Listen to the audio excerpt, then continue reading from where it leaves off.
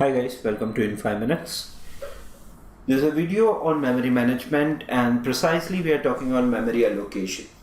Memory allocation is probably one of the most common thing you would come across that we have already said that process would give some data to a processor, but this happens through an entire hierarchy of a hard disk to the RAM to the L3, L2, L1 cache and then goes to the register. I'm currently talking about only two things to come across, that is the processor as well as the memory. So we basically know one thing, that whenever any processor is concerned, that is the CPU, would take data from the memory or would give data to the memory. So the question remains is this is done at a regular interval also from the back end hard drive. That means all the program would be first brought to the memory and from memory given to the CPU. If there is an alteration, the alteration is first done in the memory and then stored on the hard disk. That means a memory would consist multiple processes at a time in the memory itself.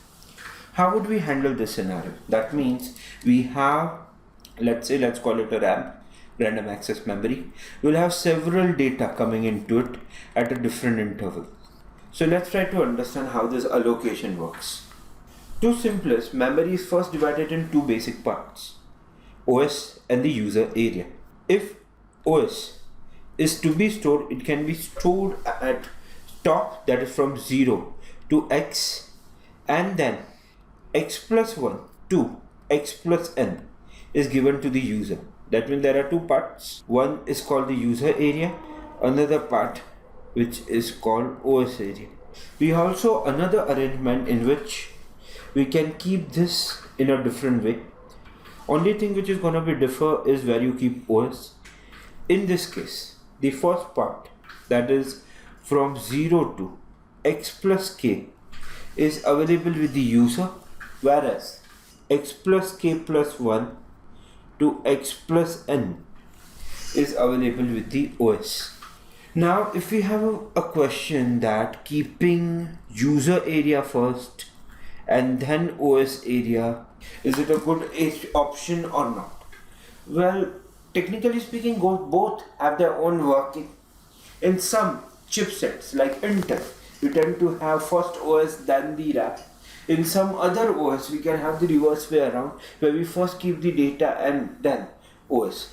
So there is basically a location which can be kept in the beginning or in the ending, which will not differ. Going one step ahead, let's try to understand what happens behind the scene. We have a memory. This memory is big enough to take.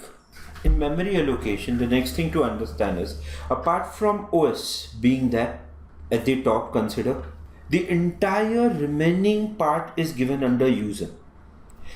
Now there are new issues. We always said that our today's processors